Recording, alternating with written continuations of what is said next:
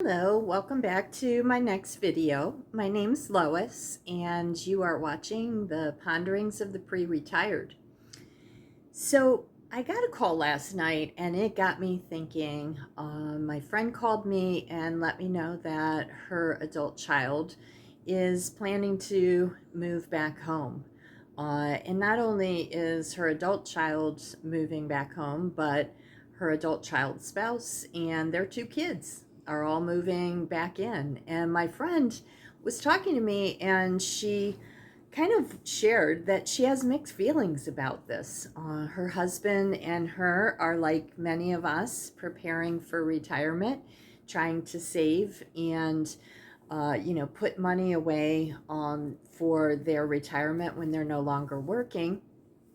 And she kind of wanted to get my take on it. So I just thought about this. I let her know, let me do some thinking. Initially, I think I let out a little bit of a groan because I can only imagine how that is going to change their lives. And she, again, has some mixed feelings about it. She's excited to have her grandchildren there, and she's also excited to spend some time with her children. However, she also is recognizing how this could negatively affect her and her husband, and especially when it comes to their retirement plans, their retirement finances, and just kind of roles and expectations. So today I spent a little bit of time doing a little bit of research. I found some pretty interesting stats. I was frankly quite surprised to find out that a lot of parents right now are financially supporting their children for a variety of different reasons. And, some of them have to do with, uh, you know, the tough times that everybody's facing right now with housing and housing costs and lack of jobs or lack of good paying jobs that adult kids are facing, some struggles with that. um, Zoe, sorry, Zoe's wanting to come and visit us. Come here. And so I did a little bit of research, and the first thing I wanted to research is, what is our job as a parent, and especially as a parent of an adult child, or of a child that we're raising. What is our role as a parent? Because I feel like in some ways that has gotten somewhat confused. When I was growing up, honestly, the expectation was, you turn 18, you move out. That was cut and dry, very simple. You turn 18, you either get married, you go to college, you get a job, whatever you choose to do, you move out. And that's exactly what I did. When I turned 18, I had my bags packed, literally. And I left for college not long after I turned 18. And not long after I went to college and got through that, I got married. And so I never went back home once I turned 18. But things have changed quite a bit over the years since we were young and since we were kids. And so that expectation may have changed along the way. But I wanted to see what the definition or what the expectations are. I put in my Google, what is the primary job of a parent? And there was quite a bit that AI pulled up for me.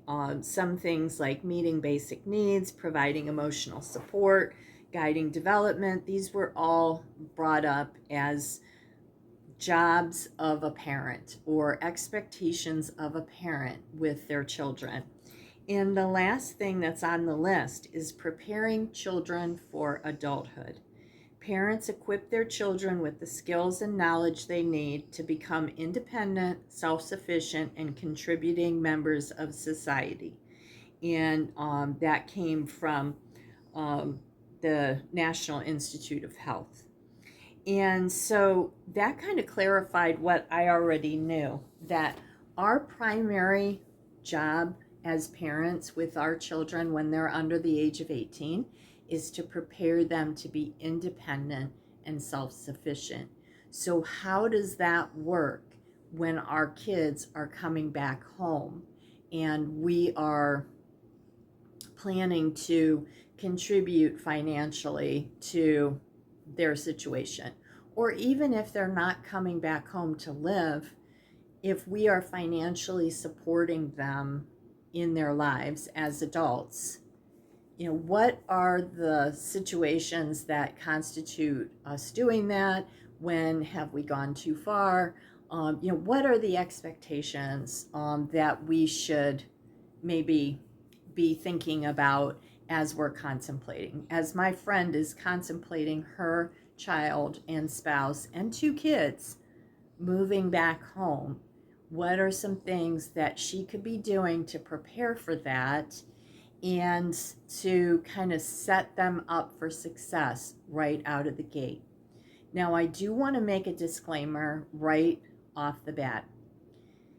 All of us, I believe, 99.9% of us love our children and want them to be successful. And we want to do whatever we can to be helpful and help them to succeed. So this video is not advocating for us to, leave them out in the cold. Don't help them out. Don't be there for them. Don't love them. Don't care about them. We all love our children. We all care about our children. Every one of my children, and I have 3 sons, every single one of them have come home since being an adult. They're no longer living with me and they're all on their own at this point in time, but every single one of them needed help at some point in time, and we did not turn them away. I did not turn them away. So I'm not even advocating that. But what I am advocating for is that we do and make decisions with clear expectations, clear boundaries, and clear communication with our adult children so that we don't in any way, shape, or form hinder our own ability to retire comfortably down the road because of financial support that we are, providing for our adult kids right now. So a couple other stats that I had that I found when I was doing some research for my friend and talking to my friend.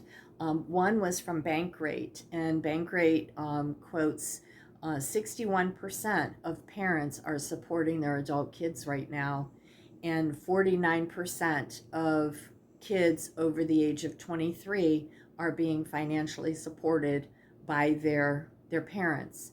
Also, along with that, 76% of those parents who are supporting financially their children have reported that financial support has created negative impacts on their financial future, on their retirement plan. And that's why this topic is a really important topic for us to be talking about.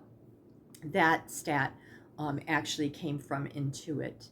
So it's very important that we have this conversation. It's very important for my friend to lay the groundwork for a very smooth transition for her adult children into her home and into some financial support from her and her husband, but also a plan for that to also end. And so in this next segment, I want to talk about how we can go about helping our kids, helping them financially, helping them to get on their feet or get back on their feet, but also do so in a way that doesn't negatively impact us and our plans for our financial future. So as we were saying, there's nothing wrong with wanting to help your adult children or support your adult children and be a supportive person for them. There's nothing that says that, that is, a negative thing whatsoever.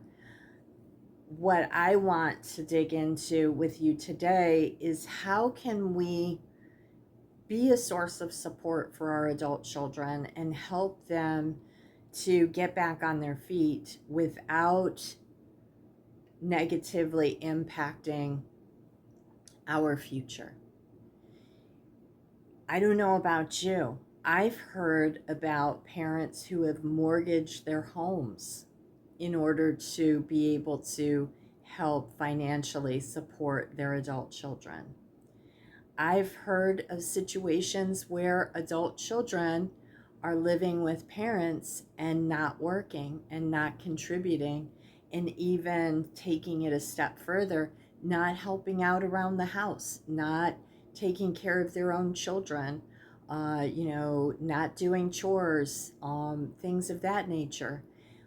We need to have good expectations and good boundaries in regards to what we expect with our adult children. Remember, our purpose as parents is to prepare our children to be self-sufficient and to be independent and to live independently from us. So that's our job. So in order for us to be doing our job, we want to be helpful, but we also do want to let our children know what the expectations are. So some of the tips that I'm going to give my friend that I thought of today, and some of the things that worked with my kids when they needed to come home for short stints and short periods of time, is to, again, set boundaries, be willing to say no. As a parent, it's okay for us to say, no, that's not okay, or no, that can't happen in my house. We had set rules. I had set rules when my kids moved back here. I have 3 boys, 3 sons, and each time that one of them needed to move back in, I had the same rules each and every time. And they were really simple. Like, you can't use alcohol or smoke in our home. We don't drink, we don't use drugs, we don't smoke. So none of that can happen in our home. And if I had a couple of my kids who smoked, they had to smoke outside. They could not smoke in the house. In the bedroom with the window open, no. You cannot smoke in our home. No overnight guests. That was a rule. There's 2 females in this house, me and Zoe. That's it. No other girlfriends. They didn't have wives or anything at that time.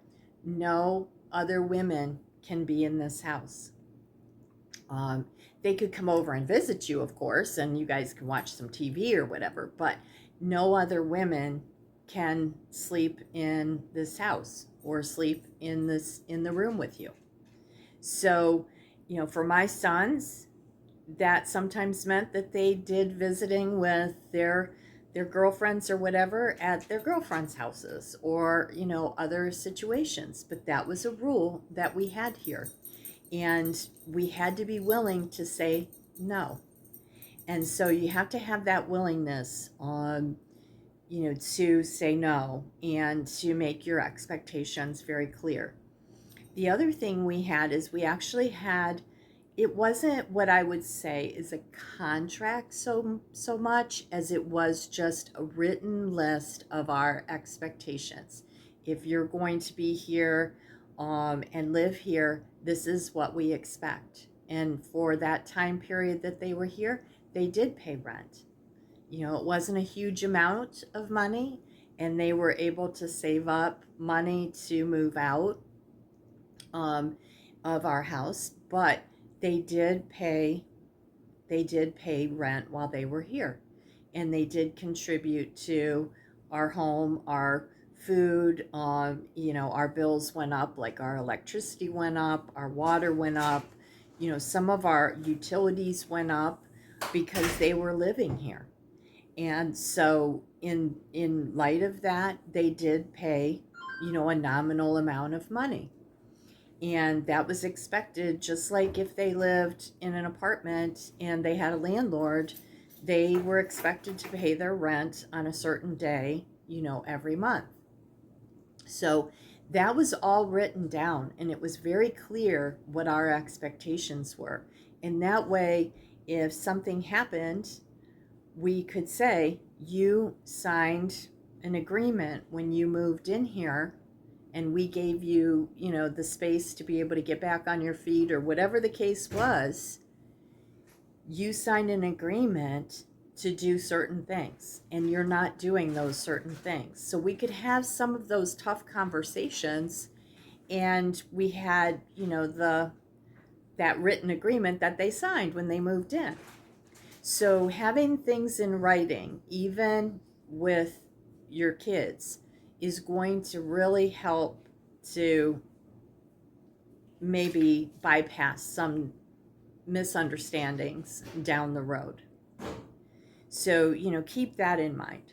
Some things that you can do, or parents can do, to help their adult children to be able to navigate tough situations might be things like networking with people that you know. If you know that your son or daughter is seeking a job, and you know of a business owner that works in that field, maybe you could give them a call and say, hey, my son, my daughter, they're seeking a work opportunity. Could you interview? Not could you hire, because your adult child is responsible for getting their own jobs. But could you make time to sit down and talk with, my adult child about the opportunity that you have? Most of us at this point in our lives, we know a lot of people. Like, we've lived in our community for many, many years, and so we have a lot of connections. So we can network for our kids. We can help them work on a budget. My kids got into some financial crisis and hard times because they weren't budgeting their money, and they didn't know how, or they just were choosing not to. So we could help them to create a budget and start to work from a budget, rather than kind of flying by the seat of their pants when it comes to finances. And with that, as they're budgeting their money and more money is in their pocket, if you're paying their cell phone bill, if you're paying their insurance, if you're buying them their needs, and even some maybe not their needs, they can start taking back ownership of doing those things. Because again, reminder, our job as parents is to help our children and our adult children to develop skills that make them self-sufficient and make them be able to function independently in this world. So starting to give them back some of those responsibilities and some of those bills that maybe we've been helping with and we've been covering, but we don't have ownership of.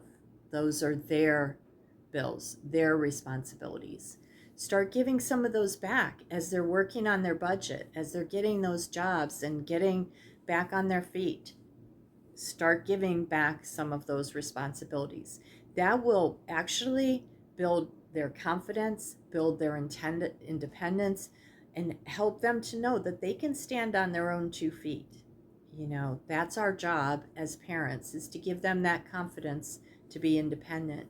And then finally, help them to create an emergency fund, so that as they're moving out of your space, and or they're moving into that place of independence, and you're not having to pay all those bills all the time, they not only are taking on their own bills, but they're taking on a cushion of funding that will help them if they come upon hard times again. And they're able to cover emergencies as they come up. So in closing today, just a reminder that, again, helping our adult children is not a bad thing in and of itself. That is has to do with the way that we love our kids. And I've taken care of my kids and helped them from time to time as well, as I shared earlier. However, ultimately, we are all going to leave this earth, and our kids are going to have to be able to function and be able to navigate the world without us and without our assistance and help. So we need to start helping them to become more independent, more self-sufficient. And those are the tips, and that's the advice that has been given to me and that I have been able to carry out. And that's the advice that I will give to others when that crosses my path, to, let them grow and let them fly. It's not always easy to do, but it's very satisfying when your kids are completely self-sufficient and independent, and you know that you helped to create that. You've given them that freedom to be the independent adults that they were meant to be. If you like the content of this channel, consider subscribing. Leave comments. I'd really like to know, have you navigated this situation? What advice would you give to a friend who was contemplating having their child move back home? Share in the comments and let us know what your thoughts are. We're interested in that. We're interested in building community and learning from one another. So have a great night. Take care. Bye.